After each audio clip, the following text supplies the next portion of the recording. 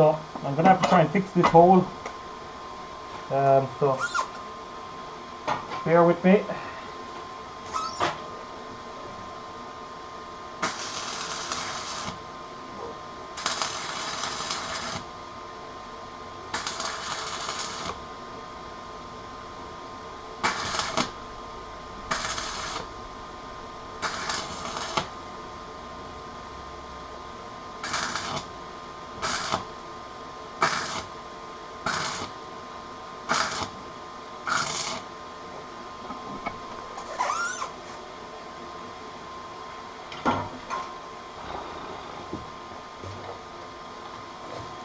Not what you like to happen.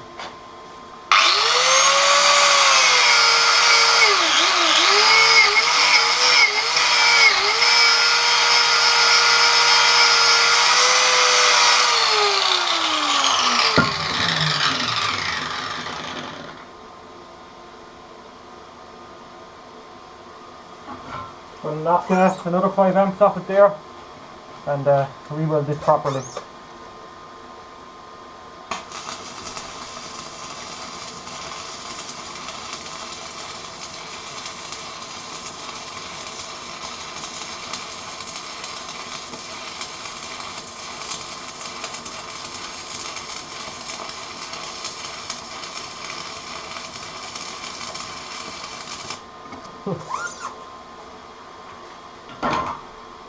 Okay, that's the first piece I wanted to weld. Obviously, I think for the 3.2, obviously I'm just learning with this welder. I think the 80, I started off at 90, then I reduced to 85, I think, then to 80, and now I've gone all the way down to 75. So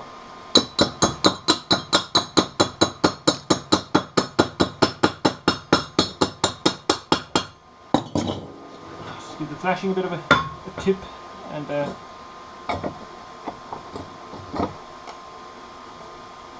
to give a bit of a clean up with the grinder here, and then we'll inspect it.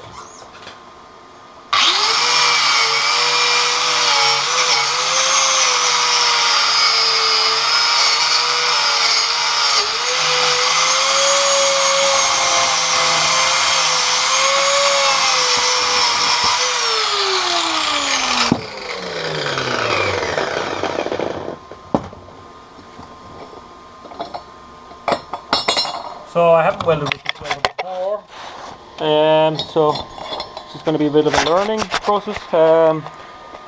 Here's the finished product.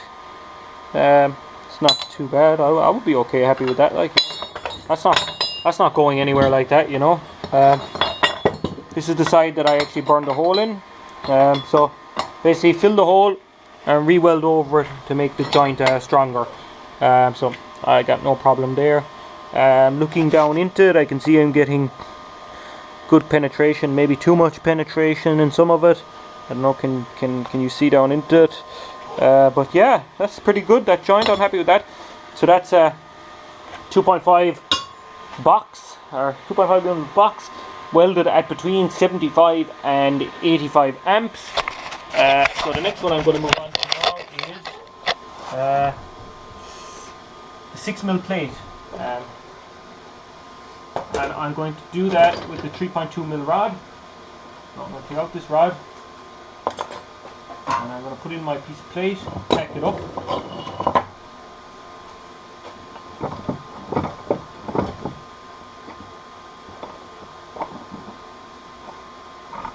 I might actually just stick this on here for a minute. I might even put the magnet on it. Here, no, I won't bother.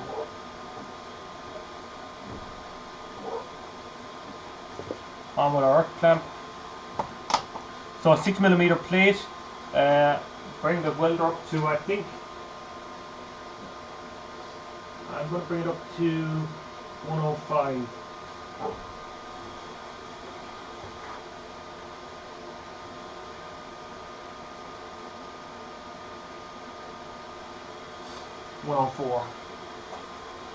And I'm going to use a I'm going to use a thin cord M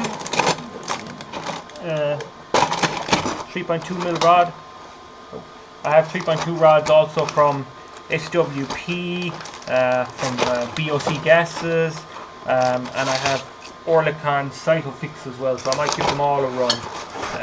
But this here is the thin cord M rod. So that's the first one I'm going to do. I'm going to tack that up.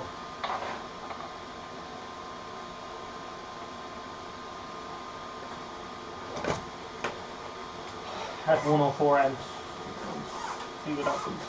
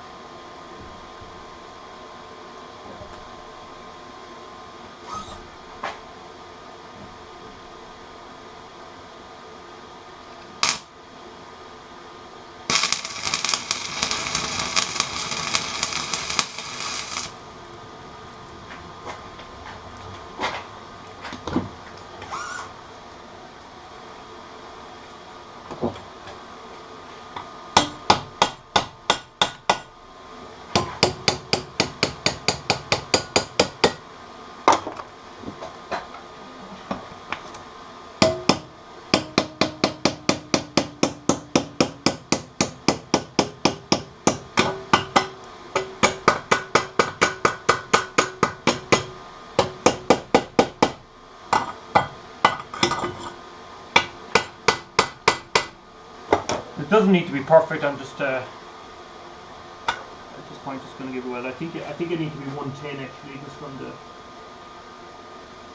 just from the tack. I'm going to try it at 110 amps and see what we get.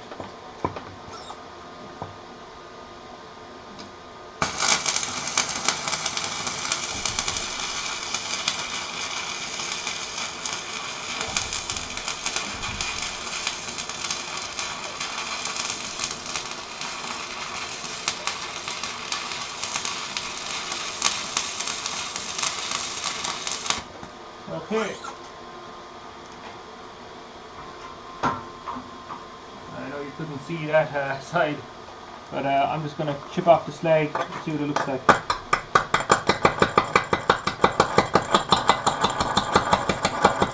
Yeah. So I think for 6mm plate, 110 is looking pretty good with a 3.2 rod.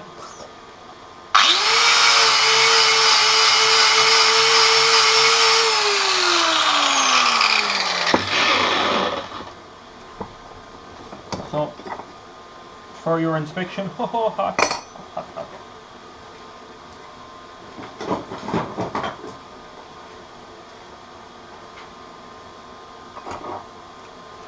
So, here's the 3.2 rod,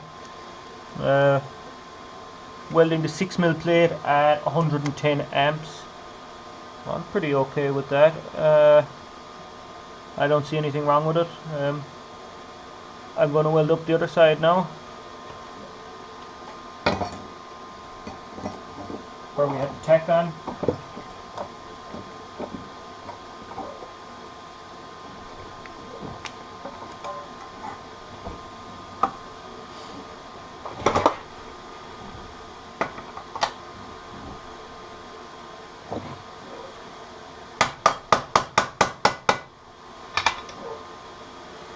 Plate is after walking quite a bit actually, but you know, 6mm steel, you know, putting in 110 amps, what can you do?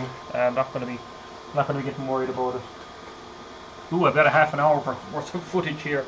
So let's go again with the this is the 3.2 thin cord M welding rod at 110 amps.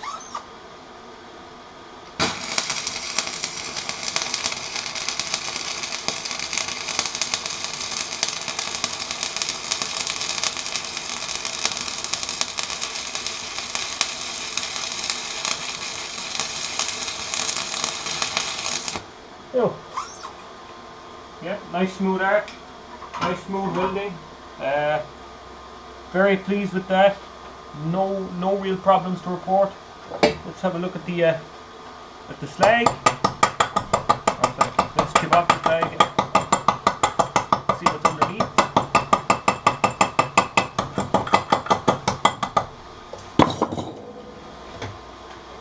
I'm gonna put down my visor again for this.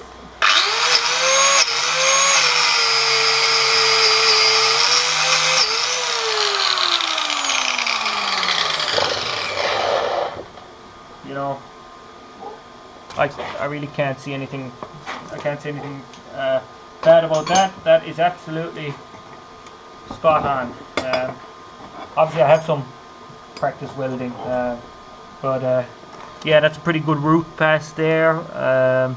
Obviously, if I had a longer weld, I wouldn't have had this mess at the end, which is kind of basically somewhat to do with the tech I had on there and just finishing off the run. But the run itself is quite nice, the run part. The end isn't maybe as nice, but that's probably my fault. Yeah, I don't think you'd break that too easily.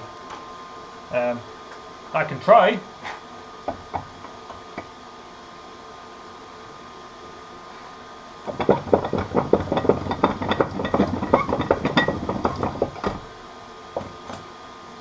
Try and break this weld.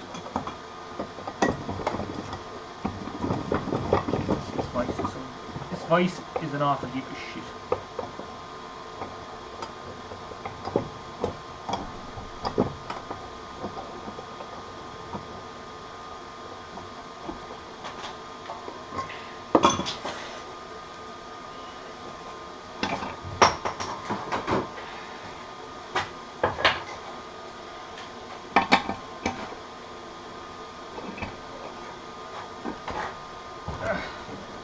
So,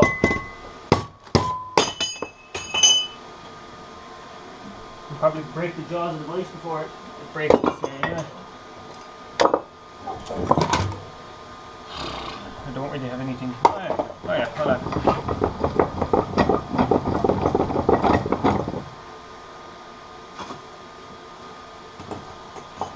Maybe I'll be able to get it this way.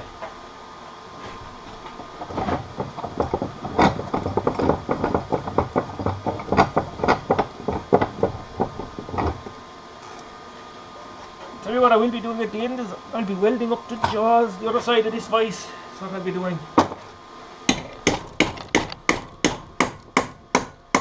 Now let's see what we can do here.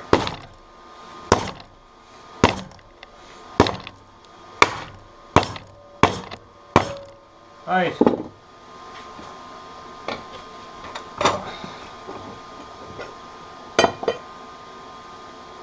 Like, you can see yourself there that on both counts at the settings I've used and the weld that's done there. The weld is actually stronger. It's stronger than the metal, so you can see yourself that both sides have actually bent. So this upright guy I welded here, and this T-piece has bent in this direction, and this guy's bent in this direction. And the weld is completely sound still. No cracking, no perfect. So basically the welded joint is stronger than the steel around it, which is what you want. So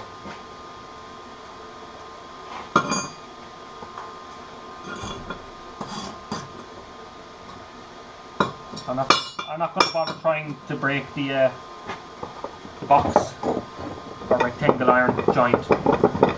So now instead I'm going to go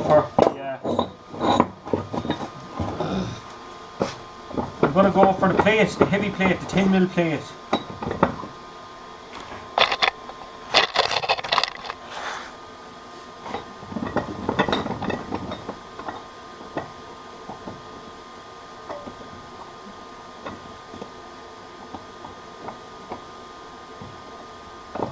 I'm at 110 there.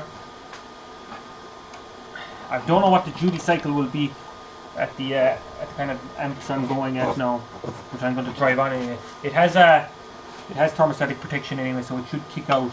So I'm welding 10mm to 10mm, just giving it a rub with a brush, not cleaned up. Have cleaned the spot where I'm going to put the earth on. I'm going to tack it up. I'm going to bring the welding up to 120. Some kind of you know, experience would tell me that would be about okay.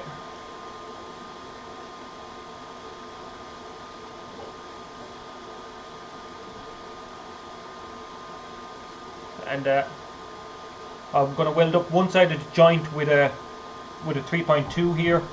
Next one I'm going to bring it up to 160 with a 4.0 rod and see what we get.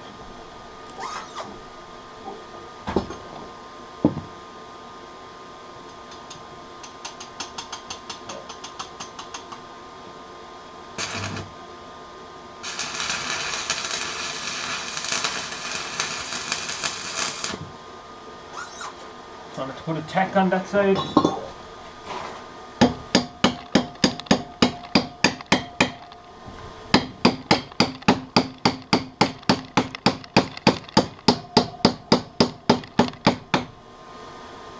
You know, a lot of times when you run a tack like that, to tell you whether you're spot on or not with your welding amperage, what piece, the thickness of steel weld here, and that tack there has told me that I'm actually bang on. I'm gonna bring it back up to square by eye. Weld this side. This is again with the fin cord M rod.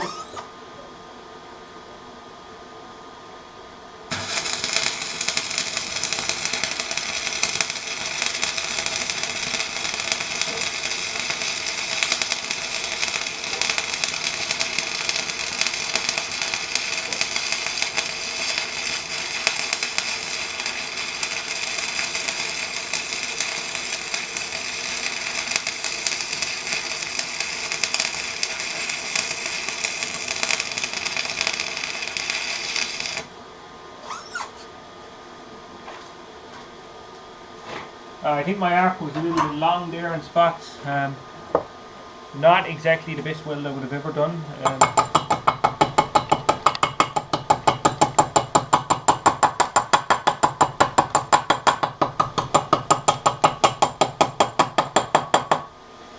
Yeah, this is not as good as it should be.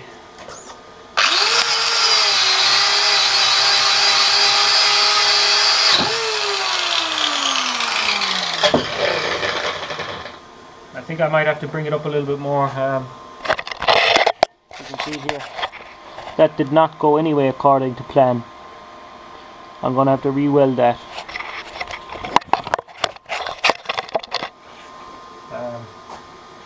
Obviously it's like anything, you know, when you get a new welder.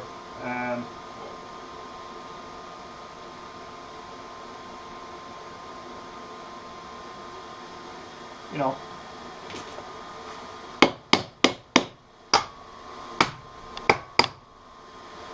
it's always a bit challenging for the, you know, just getting used to where you're at settings wise, so on and so forth.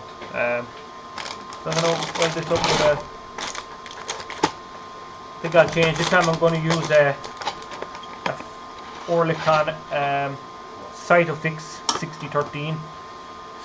It's a real cheap version of the fin cord M. It's about half the price. So I have a box of those. So I'm going to run these at the 125 and see what we can do. I'm going to run this part first, just to see if I can.